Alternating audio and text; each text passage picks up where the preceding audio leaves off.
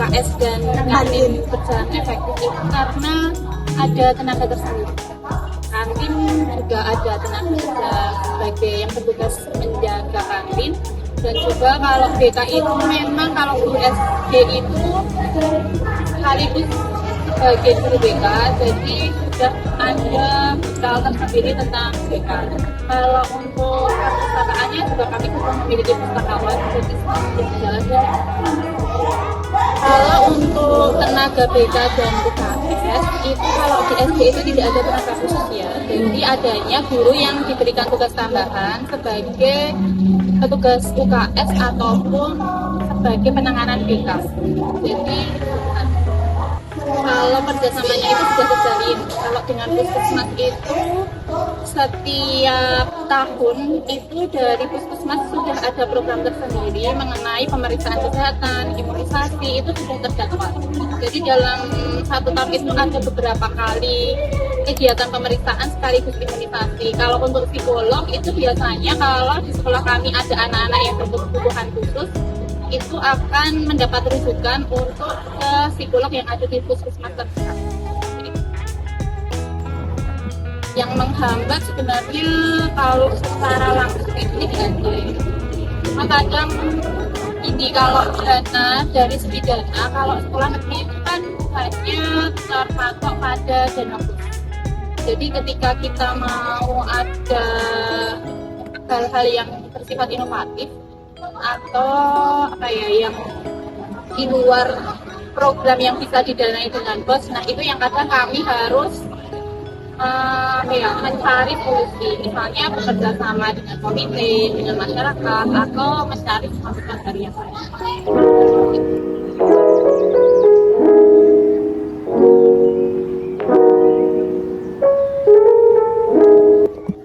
Surat ya, oke, baik. Di tata usaha merupakan salah satu tugas kami, saya untuk mengarsipkan surat masuk dan keluar. Jadi kalau ada surat masuk kami tulis nomornya berapa, isinya apa, itu sudah ada. Dan surat keluar yang dari sekolah dan ke pihak luar juga kami arsipkan, lalu kami tulis isi suratnya dan nomornya berapa. Jadi kalau sekolah itu mungkin nanti dipakai ketika akreditasi, makanya kami bikin sedetail mungkin, Mas.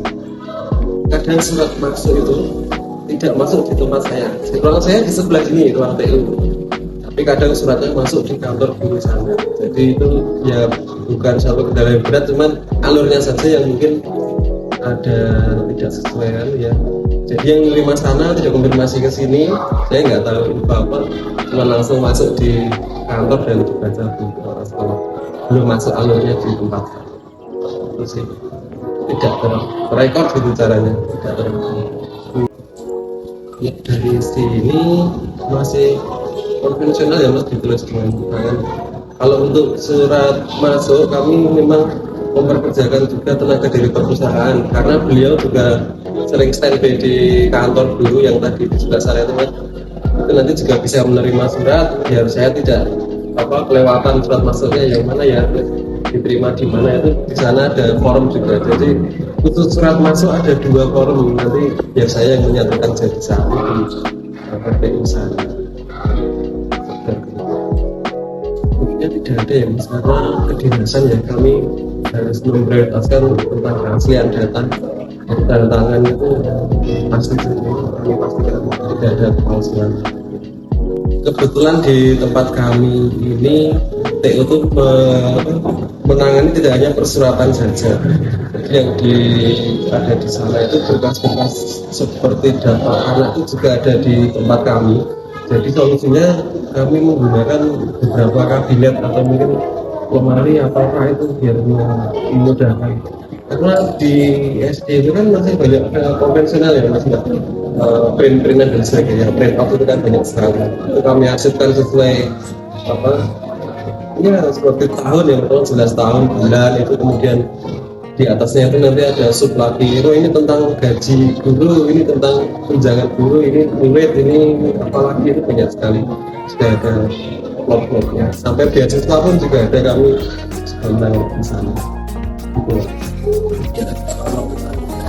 Menambah apa ya Mas, mungkin itu ya, karena sudah ada itu tadi. Kemudian biasanya kalau yang diminta apa kan sudah ready ya Mas, jadi tinggal saya ambilkan mungkin untuk kopi apa, tinggal kopi diberi. Kita guru minta data apa nih, saya carikan, saya kopi, saya kasihkan gitu. Kalaupun untuk kepala sekolah mungkin minta Mas bikinkan undangan gitu. Itu kan dadaan ya, dibikin undangan langsung hari itu juga kami arsipkan, kami berikan ke kepala, sudah seperti itu alurkan. Tidak ada yang menghambat sih. Kalaupun ada paling dari dinas yang mungkin terlalu mepet waktunya Mas, nanti kamu kerepotan juga, nah itu bikin yang lain jadi mungkin tertimpa. Yang intern sekolah jadi oh iya kemarin lupa ya gara-gara ada tagihan dari dinas hari ini. Mungkin kalau dari kami sendiri di TP itu mungkin digitalisasi ya Mas, karena masa atau kelas tahun ini kalau masih pengumpulan berkas itu masih konvensional masih banyak, itu kami simpan masih dari tahun 2008 itu masih ada, jadi mungkin lebih efisien lagi kalau sudah pakai digital. Pemberkasan guru-guru itu pakai digital semua itu kan enak gitu.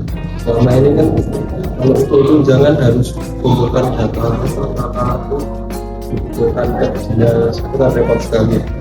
Kalau kita ya pakai Google Form atau apa yang dicanangkan itu dari kami. Kemudian kalau dari surat surat kami sekarang ini sudah agak berkurang ya Mas. Dulu kalau mau undangan rapot tuh harus ngeprint satu-satu kan dikasihkan ke siswa.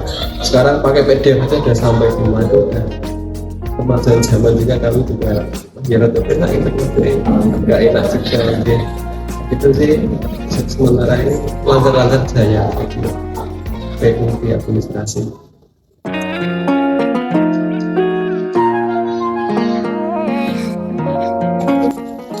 Di sini pelayanannya itu terjadwal, jadi setiap kelas sudah ada jadwalnya setiap hari apa mereka kumpul, jadi lebih efektif, tidak terlalu karena lingkungan apa.